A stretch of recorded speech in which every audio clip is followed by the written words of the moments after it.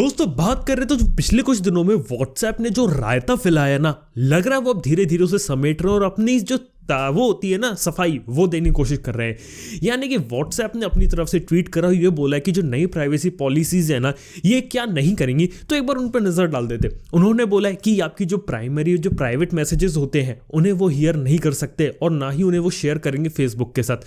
बात बिल्कुल ठीक है, आपके private messages end to end encrypted होते हैं और ऐसा मैंने पहले ही बताया कि प्राइवेट मैसेजेस शेयर नहीं होते। लेकिन अगर आप व्हाट्सएप बिजनेस यूज करते हो और व्हाट्सएप बिजनेस में किसी के साथ कोई भी पर्सनल इंफॉर्मेशन शेयर करी, तो ये हो सकता है कि उस जो व्हाट्सएप बिजनेस वाला है उसके साथ ये इन्फॉर्मेशन शेयर होगी, वहां पे थर्ड पार्टी के साथ भी ये चैट शेयर की जा सकती है। ये बात इंपॉर्टेंट है।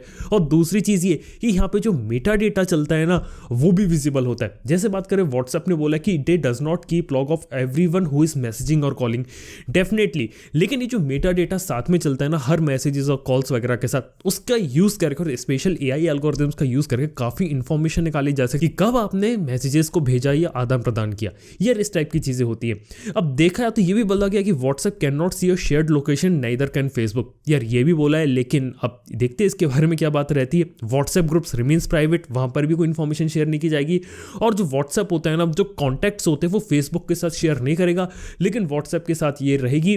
और उसके अंदर जो डिसअपियरिंग वाले जो मैसेजेस होते हैं ना, वो कंप्लीटली डिसअपियर हो जाएंगे और आप जो अपना जो होता है ना डेटा, वो डाउनलोड भी कर सकते हो। लेकिन क्या आप लोग को मालूम है, जो डेटा आप डाउनलोड करोगे वो इनक्रिप्टेड फॉर्मेट में नहीं रहेगा। ये भी एक इंपॉर्टेंट चीज़ है। देखा जाए तो व्हाट्सएप ने काफ़ी सारी चीज़ें यहाँ पे फ्रंट करने की कोशिश करी कि हाँ ये चीज़ें होती हैं, लेकिन कुल मिला के बात ये कि अभी भी काफ़ी सारी इन्फॉर्मेशन है जो कि वो धीरे धीरे ट्रैक करेंगे और काफ़ी सारी जो चीज़ें हैं ना, वो यूज़र की व्हाट्सएप लेकर और उसमें से कुछ चीज़ें शेयर भी की जाएंगी। काफ़ी सारी ऐसी इन्फॉर्मेशन भी हो सकती है कि जिससे आपको टारगेटेड एड्स देखने को मिले। ये बात बिल्कुल फैक्ट है। आप लोगों को बिलीव नहीं है तो आप ऐसा करो, अपने दोस्त के साथ बात करो, मतलब एक फेक चैट क्रिएट करो, उसमें लिखो मेरे को लैपटॉप लेना, 2-4 कंपनियों के नाम लिख दो। फिर कुछ घंटों के बाद आप व्हाट्सएप इंस्टाग्राम खोलना, आपको उससे रिलेटेड कुछ ना कुछ एड्स देखने को मिलेंगे। ये एक एक्सपेरिमेंट है प्रैक्टिकल वाला, अगर आप खुद करना चाहते हो तो कर सकते हो। इस टाइप की चीज़ें चल रही हैं मार्केट के अंदर। यार ये कुछ बातें हो जाती है। खैर देखते आने वाले टाइम में क्या रहता है। वैसे अच्छी बात यह है कि जो सिग्नल ऐप है ना, उसके एक दिन में 1 मिलियन से ज़्यादा डाउनलोड्स हो गए। काफ़ी अमेजिंग चीज़ है। तो देखते हैं यार, व्हाट्सएप ही अकेला मैसेंजर नहीं है, टेलीग्राम भी इस लिस्ट के अंदर आपका सिग्नल भी आता है। और हाइक की बात करें तो वो एक प्राइवेटली हेल्ड कंपनी है, उसका बिजनेस मॉडल भी काफ़ी हद तक व्हाट्सएप जैसा ही है। तो वहाँ पर प्राइवेसी रिलेटेड इश्यूज़ के बारे में भी कुछ कहा नहीं जा सकता, इसलिए मैंने उसके बारे में बात नहीं करी। लेकिन टेलीग्राम के बारे में और सिग्नल के बारे में अच्छे से इन्फॉर्मेशन थी तो वो मैंने आपके साथ शेयर करी।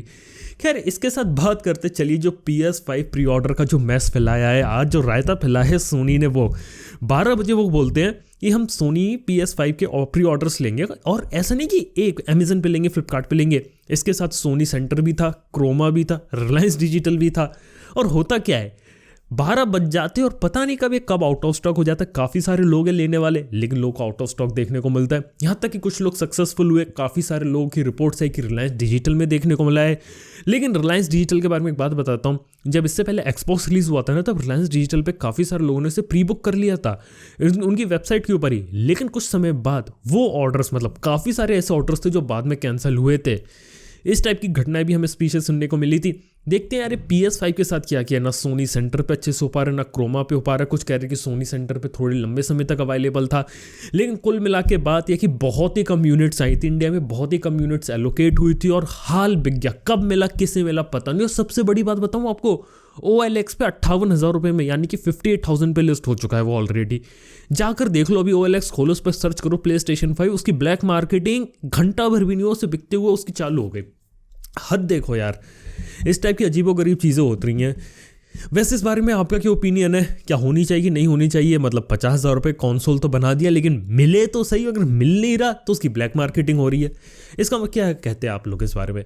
खैर चलिए यार, ये भी छोटी बात हो जाती है। इसके बाद बात करते हैं कुछ टेक की दुनिया की इंटरेस्टिंग खबरें। जैसे कि बात करें तो LG ने रोलेबल स्मार्टफोन का एक वीडियो सा दिखाई, यानी कि मतलब एक टीजर जैसा उन्होंने दिखाया, जहाँ पे आपको एक रोलेबल स्मार्टफोन दिखता है जिसके अंदर रोल हो जाते हैं। यार आपको मालूम है, ओप्पो ने अपने रीनो डे जो हुआ था उसके अंदर भी दिखाया था एक फोल्डेबल फोन या रोलेबल फोन का प्रोटोटाइप जैसा चीज़ है। वैसी चीज़ आपको यहाँ पर भी देखने को मिल रही है। उम्मीद है कि 2021 एंड या फिर अगले साल तक आपको इस टाइप के कुछ प्रैक्टिकल फोन्स देखने को मिले। अगर ऐसा होता तो काफ़ी अमेजिंग चीज़ होगी। ये फोल्डेबल को एक लेवल ऊपर ले जाने की चीज़ है और एक फोल्डेबल का थोड़ा सा बेटर इंप्लीमेंटेशन हम इसे समझ सकते हैं। और इसके साथ जो सबसे इंटरेस्टिंग न्यूज़ जो मेरे को लगी ना, वो ये ये थी कि इंटेल ने अपने 12th जनरेशन के जो एल्डर लेक सीपीयूज होते हैं उन्हें अनाउंस किया, बोला कि 2021 में सीपीयूज पे बेस्ड हमारे काफ़ी सारे लैपटॉप्स आएंगे और इसके थ्रू हम चैलेंज करना चाहेंगे ARM के डिज़ाइन को। और सबसे बड़ी बात उन्होंने तो बोली क्या है वो पता है, एप्पल के M1 को करना चाहेंगे। देखते हैं किस तरीके से करते हैं। एप्पल M1 तो आंधी मचा रहा है, हम सबने सुना एप्पल की M1 प्रोसेसर काफ़ी ज़्यादा एडवांस है, 5nm की टेक्नोलॉजी पे बेस्ड है और अभी भी जो इंटेल है वो 10nm पे बेस्ड है। तो इनके जो बात करी इन्होंने उसमें कितना प्रूफ होता है तो मतलब देखने वाली बात होगी। हाँ, लेकिन कुछ बातें मैं आपसे क्लियर कर देता हूँ। एक 11 जेन का एक लैपटॉप है मेरे पास, वो मैं कुछ दिन से यूज़ कर रहा हूँ और उसको देख के लगता है कि इंटेल ने काफ़ी ज़्यादा इंप्रूवमेंट करे हैं। जैसे कि होता है ना, जैसे कि अगर आपका लैपटॉप स्लीप में तो उसे मतलब लिड उठाते हो तो 1-2 सेकंड लगता है, लेकिन उसमें इंस्टेंटेनियस हो जाती है चीज़ें। और पावर मैनेजमेंट और परफॉर्मेंस का काफ़ी अच्छा बैलेंस है। काफ़ी बड़े बड़े क्लेम्स किए, देखने वाली बातों की यह चीज़ सक्सेसफुल हो पाती है कि नहीं हो पाती यार, एक काफ़ी बड़ी चीज़ होगी। क्योंकि इंटेल देखा तो पिछले कुछ लंबे समय से जो है ना वो उससे पीछे छूट रही थी, AMD से पीछे छूट रही थी, फिर एप्पल की M1 आ गई और अब लग रहा है कि इंटेल को कुछ ना कुछ इनोवेशन करने की ज़रूरत है। क्योंकि देखा जाए तो ऑलरेडी लैपटॉप वाला मार्केट ऐसा जहाँ पे इंटेल अच्छा परफॉर्म कर रही थी और इंटेल के अच्छे परफॉर्मेंस का मतलब ये रहता है कि इंटेल का जो प्रोसेसर है वो कम बिजली लेगा, यानी कम पावर लेगा, बैटरी बैकअप भी ज़्यादा निकालेगा और अच्छी परफॉर्मेंस भी निकालेगा। यहाँ तक कि इंटेल के Iris Xe ग्राफिक्स होते हैं ना, ये भी क्लेम किया गया कि इंटेल ने अपनी इंटीग्रेटेड ग्राफिक्स की टेक्नोलॉजी थोड़ी सी इस लेवल की भी कर दी है कि वो कुछ केसेस के अंदर जो डेडिकेटेड GPU होते हैं ना एनवीडिया वगैरह के, वहां तक भी टक्कर ले सकते हैं। वेल उनको बीट तो डेफिनेटली कर ही नहीं सकते, डेडिकेटेड GPU होता है, लेकिन फिर भी वहां पे काफ़ी परफॉर्मेंस इंप्रूवमेंट देखने वाले। 11 जनरेशन में तो काफ़ी इंप्रूवमेंट है। 12 जनरेशन में जो बड़े बड़े क्लेम किए जा रहे हैं, ARM को बीट करेगा, एप्पल M1 को बीट करेगा, देखने वाली बात होगी यार। मतलब मैं चेक करना चाहूँगा इनके लैपटॉप के सच में बीट कर पाते हैं, मतलब M1 वाला लैपटॉप भी जुगाड़ेंगे और एप्पल इसका भी, इंटेल वाला भी, उसके बाद पता करेंगे। और इसके साथ Core i9 सीरीज में उन्होंने अपने 11 जनरेशन का एक नया प्रोसेसर भी बोला है कि जो 2021 में आएगा, 11900 के Core i9, जो कि इनका फ्लैगशिप प्रोसेसर होने वाला है। ये भी काफ़ी इंटरेस्टिंग प्रोसेसर है, देखने वाली बात होगी इसके अंदर क्या चीज़ें देखने को मिलती हैं। DDR4 रैम का सपोर्ट होगा, 8 कोर 16 थ्रेड का एक प्रोसेसर होगा, काफ़ी अमेजिंग चीज़ें हैं।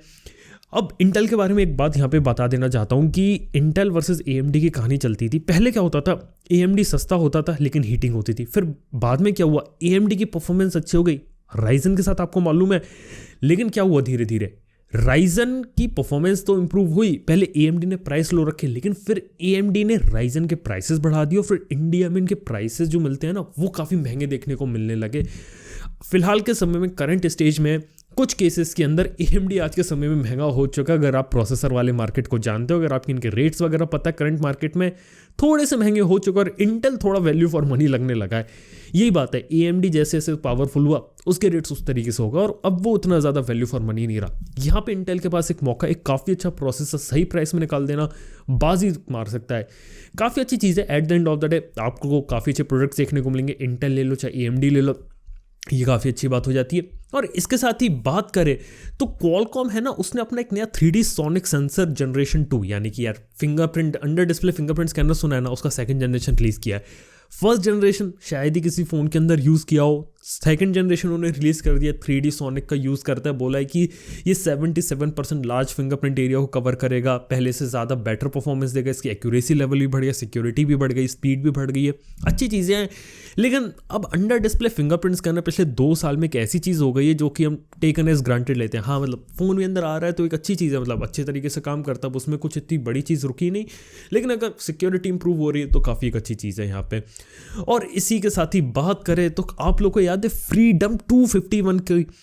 अब फ्रीडम 251 के बारे में मैं इसलिए बात कर रहा हूँ क्योंकि उसके जो मोहित गोयल जी थे ना, उनको फिर से अरेस्ट कर लिया गया पुलिस ने। जी हाँ, अब 251 निकालने के बाद 2-3 बार तो वो ऑलरेडी अरेस्ट हो चुके थे। अब उनको बोला गया कि ड्राई फ्रूट के अंदर वो फिर से कोई फ्रॉड कर दिया उन्होंने, फिर से उन्हें पुलिस ने अरेस्ट कर दिया। यार ये फ्रीडम 251 का नाम या फ्रॉड 251 होना चाहिए।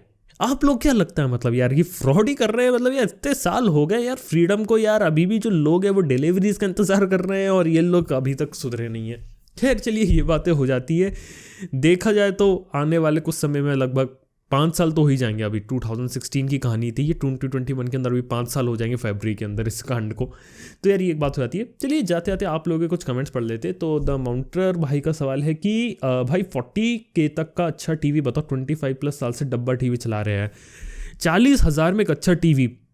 एक एंड्रॉयड टीवी चाहे तो फिर मोटरोला के टीवी और Xiaomi का मी टीवी काफ़ी अच्छा है। लेकिन अगर आपको एंड्रॉयड टीवी नहीं चाहिए, ठीक ठाक एक अच्छा टीवी चाहिए, यहाँ पे मैं सजेस्ट करूँगा LG का लो या सैमसंग का लो। दोनों के काफ़ी अच्छे टीवीज है और LG काफ़ी सही प्राइस में काफ़ी अच्छी क्वालिटी दे देता है। लेकिन हाँ, सॉफ्टवेयर में कई बार थोड़ा वीकनेस आ जाती है, काफ़ी सारी ऐप्स वगैरह सपोर्ट देखने को नहीं मिलता। तो अगर एंड्रॉयड टीवी चाहिए तो मैं वो सजेस्ट करूँगा, या फिर आप ऐसा करो कि LG का एक अच्छा टीवी ले लो और बाद में कोई जब आपको लगे कि हाँ मैं थोड़ा उसको और स्मार्ट बनाना चाहता हूँ तो फायर टीवी स्टिक वगैरह ले लेना, तो एक बेटर चॉइस होती है 40,000 के अंदर। इसके साथ ही अगला सवाल है नवजोत व्यास को पूछे थे कि Realme X7 Pro कब आएगा। भाई कब आएगा इसका कुछ पता नहीं है। जो मैंने डेट सुनी है 21 जनवरी सुनी है, अब पता नहीं आएगा कि नहीं आएगा, मैं कुछ नहीं बता सकता, हमारे हाथ में नहीं है। Realme से पूछा है मैंने, माधव भैया को ट्वीट कर रहा हूँ, कोई अभी तक आंसर देखने को नहीं मिला। देखते कब आता है, अगले हफ्ते का तो लग ही रहा है, शायद अगले हफ्ते तक आ जाएगा, या मतलब 8-10 दिन में तो आ ही जाना चाहिए यार Realme X7 Pro। मतलब हो सकता है 1-2 दिन में इसकी जो रिलीज डेट है वो अनाउंस हो जाए। यार आप फॉलो करते रहो ट्विटर वगैरह पे, जैसे कुछ पता चलेगा वहाँ पे मैं अप टू अपडेट दे दूंगा आपको। तो यार ये बात हो जाती है। तो दोस्तों आज की शुभ बस इतना है। अगर वीडियो अगर आप लोगों को पसंद आए तो लाइक करना, चैनल को सब्सक्राइब करना। थैंक यू वीडियो देखने के लिए। मैं आप सुनता हूँ नेक्स्ट वन में। Good bye.